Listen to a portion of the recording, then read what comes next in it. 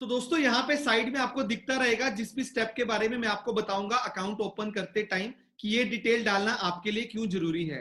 तो सबसे पहले अगर आप ग्रो पे नए यूजर आए हैं, आज से पहले आपने ग्रो ऐप का यूज नहीं किया था, तो सबसे पहले आपको एक ईमेल आईडी डाल के अपने अकाउंट को रजिस्टर करना पड़ेगा। ईमेल आईडी डालने के बाद जो सेकंड इंपॉर्टेंट प्रोसेस होती है, आपको अपना मोबाइल नंबर डालना है।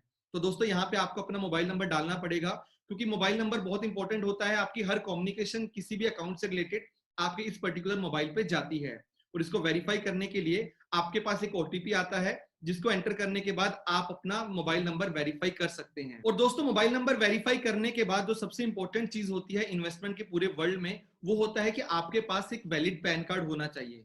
क्योंकि दोस्तों ये जो इन्वेस्टमेंट होती है ये आपकी इनकम से रिलेटेड होती है, और इनकम से रिलेटेड अगर कोई भी चीज है तो आपके पास एक वैलिड पैन कार्ड होना बहुत ज्यादा जरूरी होता है। तो जिसके चलते यहाँ पे जो थर्ड स्टेप होगा, आपको यहाँ पे अपना पैन कार्ड डालना पड़ेगा। और दोस्तों यहाँ पे ध्यान दें कि आपको अपना ही पैन कार्ड डालना है, अपने पैन कार्ड के डिटेल्स डालने हैं। जैसे ही आप अपना पैन कार्ड डालेंगे तो ग्रो आपको बताएगा कि इस पैन कार्ड के ऊपर किसका नाम लिंक हुआ हुआ है, जिसके बाद अपने पैन कार्ड को आप एक बार फिर से वेरीफाई कर सकते हैं। उसके बाद दोस्तों आपको थोड़े से बेसिक डिटेल डालने होते हैं, जिसके बाद मैं आता हूं एक नेक्स्ट और बहुत ज्यादा इंपॉर्टेंट स्टेप पे। जैसे कि मैंने आपको बताया था कि डीमैट अकाउंट का यूज वहां पे शेयर डालने निकालने के लिए होता है। तो दोस्तों जब भी आपको किसी पर्टिकुलर शेयर को खरीदना होता है या इन्वेस्टमेंट करनी होती है, तो आपके पास पैसा होना चाहिए आपके अकाउंट में, और वो पैसा आपको ग्रो में पहले डालना पड़ेगा, ग्रो बैलेंस में। और ग्रो बैलेंस में डालने के बाद आप उस पैसे का इन्वेस्टमेंट कर सकते हैं। अब दोस्तों वो पैसा आपके ग्रो बैलेंस में कैसे आएगा? तो दोस्तों इसके लिए आपके पास एक वैलिड बैंक अकाउंट होना चाहिए, जिसको आपको लिंक करना पड़ेगा अपने अकाउंट के साथ। तो यहाँ पे आप अपने बैंक अकाउंट को वेरीफाई कर सकते हैं, जिसके चलते सबसे पहले आपको आईएफएससी कोड डालना पड़ेगा, और उसके बाद आप अपने बैंक अकाउंट के डिटेल्स को डाल सकते हैं, जैसे कि बैंक अकाउंट नंबर। अब दोस्तों बात यह आती है कि डीमैट अकाउंट खोलने के लिए आज से कुछ टाइम पहले तक लोग चेक मांगते थे, ताकि आपके पर्टिकुलर बैंक को वो वेरीफाई कर सकें। क्योंकि ये बहुत इंपॉर्टेंट होता है, कॉम्प्लायंस बोलता है कि अगर आप अपना अकाउंट इस नाम से खुलवा रहे हैं तो उसका जो बैंक अकाउंट है वो भी उसी का ही होना चाहिए। ऐसा नहीं हो सकता कि मैं अपना इन्वेस्टमेंट अकाउंट खोल रहा हूं और मैंने अकाउंट अपने फादर का लिंक कर लिया।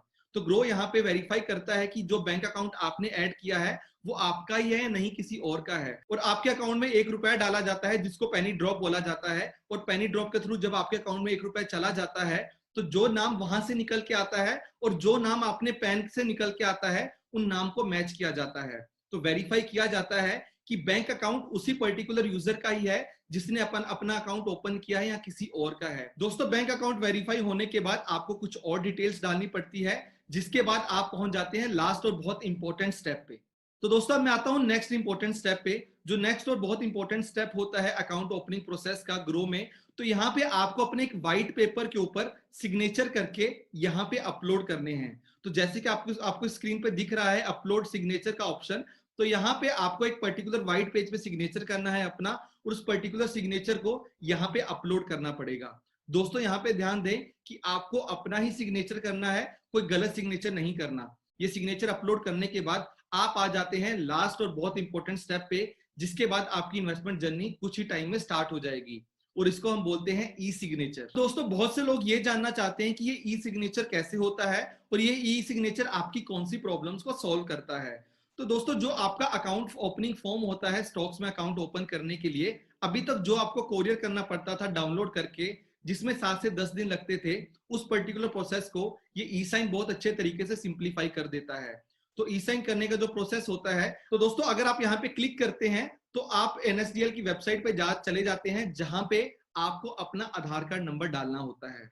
आधार कार्ड नंबर डालने के बाद जो आपका मोबाइल नंबर आधार कार्ड के साथ लिंक है, उस पर्टिकुलर मोबाइल नंबर के ऊपर आपको ओटीपी आ जाता है, और अगर आप वहां पे ओटीपी डाल देते हैं तो आपका ई साइन का प्रोसेस खत्म हो जाता है। लेकिन दोस्तों यहाँ पे मैं आपको एक छोटी सी चीज बताना चाहता हूँ कि जब आप दूसरे पेज पे जाते हैं, जब आपको आधार कार्ड नंबर डालना होता है, तो यहाँ पे आप बहुत चीज का फोकस करें कि आपको अपना ही आधार कार्ड डालना है। तो दोस्तों यहाँ पे आपको ऐसा नहीं करना है कि मान लो मैं अपना अकाउंट खोल रहा हूँ, लेकिन मान लो मेरा मोबाइल नंबर मेरे आधार के साथ लिंक नहीं है, तो वहां पे जाके मैं अपने फादर का मोबाइल नंबर डाल देता हूँ।